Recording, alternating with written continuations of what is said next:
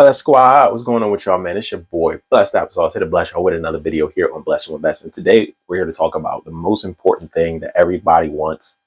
Maybe not everybody, but most people want.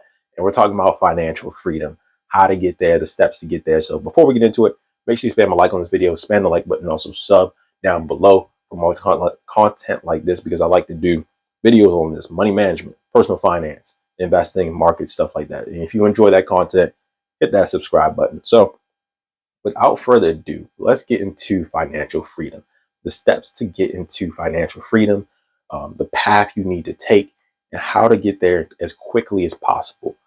So the first thing that you need to focus on financial freedom is, what is your goal? What is your outcome? I see a lot of people in life, as I've been through high school, I've been through college, especially like seeing so many people in the college field, not really figuring out what they want to do. And I feel like it gets worse as you get older, especially when you get in your 20s, 30s, 40s, and then 50s. People have like this mentality of, okay, it's another day, another work week. It is what it is. I'm paying the bills. Life is whatever. I'm going to enjoy the weekend and just get through the week. And that never made sense to me, why people do that. They have no goals for life. They have no expectations for life. And they're just kind of like, it is what it is. And it's hard to achieve anything when you don't define and set goals. So the first thing you need to do is figure out what your goals are. Why do you want financial freedom? What do you want out of financial freedom? And a lot of times it's going to be different for a lot of different people. So let's say you have your wife and kid, you have a couple kids, you have a mortgage, you have like 5 cars, and however your life is designed. Financial freedom for you may be, okay, I just want to be able to take a couple trips a year. Financial freedom for somebody else could be, I want to replace my job, I want to escape, and I want to have enough income where I don't have to do this anymore. So it really depends on what you want. And that money goal, that money target is going to be different. So this person they may need $5,000 in income. This person may need $30,000 in income, but you need to figure that out. How much do you need to live off of to be financially free? And a lot of people don't realize that it's going to be a lot cheaper than usual. A lot of times it's going to be maybe $5,000. You may need $5,000 a month, $4,000 a month to really live off of comfortably. Maybe even less than that. Like if you live in one of the rural areas, or you don't want to take trips as often, or you're not looking to just be super lavish and buy $10,000, 10 cars and stuff like that. Figure out what your goal is, figure out what your expectations are, and jot it out and get a definite number. That's going to be very critical to this here. Find a number and let's get it. So after you figure out your number, you want to look at your income. You want to look at your debts. You want to look at your income statement, how much you're bringing in. So let's say, easy math, you're bringing in $5,000 a month household, and you're spending $4,000 a month on bills. So you have $1,000 a month that you can do other things with. If you have any debts, you're going to want to pay those off. If you have any other like mortgage payments, car payments, make sure you're aggressively paying those off as quickly as possible so you can set yourself up long term. On top of that, you're going to need some type of savings, because there's this thing called Murphy's Law. I was discussing this with a friend not too long ago, how they were saying, oh, you can't predict when bad things happen to you. Like you need a credit card just in case something bad happens to you. And I thought to myself, like, why would you need a credit card? What happened to planning, saving, having some savings set aside, where if something bad happens to you, where your car breaks down, you have a car, so you need to put some money aside in case it breaks down.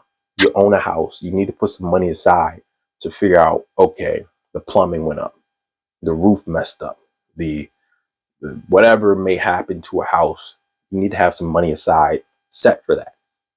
And a lot of time in like real estate investing, that's the first thing they say. They say always have a fudge factor, always have some money set aside for if your property goes vacant, or if the electricity messes up, or you need to put some new appliances in.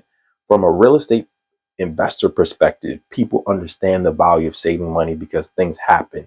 But on a personal level, I feel like it's kind of muddy where people don't realize, okay, when you own things or if you're living life, there are situations that come up that you're going to need some type of saving set aside just for those moments. So make sure you're saving 3 to 6 months of expenses. I say more on the 6 side. I think three is a little bit too slim in my opinion. I don't know how people make it through with 3 months uh, of saving, because for me personally, I just had a incident that happened to me that I don't think 3 months. 3 months you don't feel comfortable in 3 months. Get six easy. If you can get more than that, fine.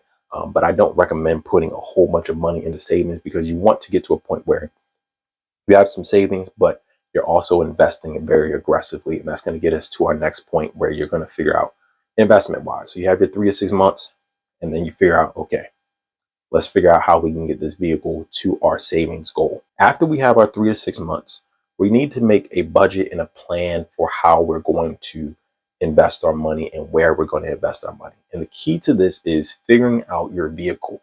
There's going to be a lot of different vehicles out there. There's the 401k vehicle. There's the real estate vehicle.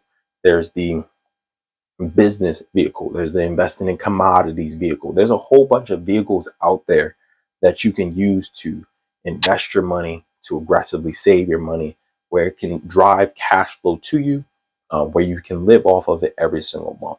For each person, it's going to be a little bit different, and you're going to have to figure out, okay, can I handle running a business where I can make 10 grand a month if I put 10 hours in a week, where eventually a couple years from now it can really expand on its own and I can kind of put it to the side and passively do it. You're going to have to figure that out for yourself. A lot of people go the 401k route. Me personally, I do have a 401k. I do have a Roth IRA. I do have these things, but I don't think it's the fastest way to get there.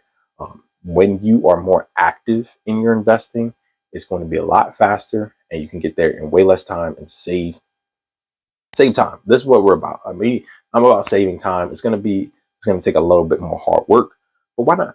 If you want to invest, and you want to retire early, and you want to set yourself up where you're not retiring at 65, and how about you retire at 45 or 40? Set yourself up in that way and just work really hard for a couple years, and you're going to pay off, instead of limping on a vacation or barely able to move because you're 65 and you're just kind of like, I'm tired now. You don't really want to do the things that you used to do when you were younger. The one thing we can't get back is time. So figure out your vehicle. 401k is an option.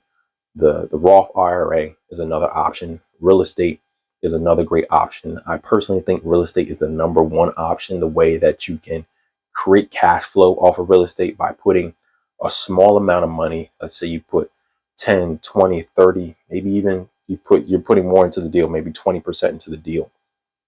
So maybe you're spending 40, 50 grand on a particular property, and you're able to have cash flow come in every month without you physically working for it. That's going to be the fastest way to do it. Also, stock investing is also a great way. On average, if you want to deliver a good amount, let's say 3 to 5 grand a month stock investing, you're going to need to bring in about $800,000 to $1 million in your portfolio, which can be done. It's just aggressively saving, having some type of side business, having some type of side hustle where you can aggressively save this money. And this is not going to be an overnight thing. Putting together $500,000, $1 million is not going to be an overnight thing, but it's about consistently doing and put yourself on track and saying, okay, over the next 10 years, over the next 20 years, I'm going to save $25,000, $50,000. And then the $50,000 that you started with, that you saved on the first year, isn't going to be as difficult on year 1 as year 20, because as you're growing your portfolio, your investments are growing, your savings are growing, and what you're getting is compounded interest. So you may not have to actually save $1 million.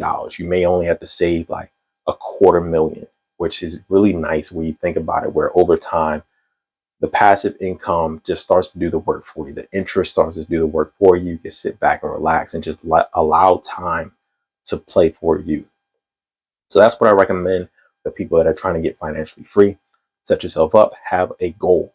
A lot of people don't have a goal in this life. They're just kind of like all over the place.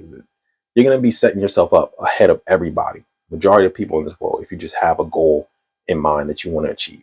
Number two, figure out your budget, your savings, put some savings aside, and figure out how I'm going to manage this money so I can aggressively save. Three, find out your vehicle, whether that be a business, some type of investment portfolio, whatever it may be, and give yourself a timeline and horizon and get this thing done. Let's get it. I want to see all my people financially free. If you want to check out my other videos, I do have videos specifically to like real estate investing, stock investing, my process of buying my rental property. It's been a crazy year. Oh my goodness. Hopefully I land this thing really soon. But I'm excited. So stay tuned for that. Hit the sub button down below. Leave some comments down below for videos you want to see. And it's going to wrap it up. It's me, your boy. Blessed Applesauce. Stay blessed. I'm going to see y'all next time on Blessed to Invest. Just to see tomorrow is a blessing. Stay prayed up is the message. Everything about a nigga blessed. Everything about a nigga blessed.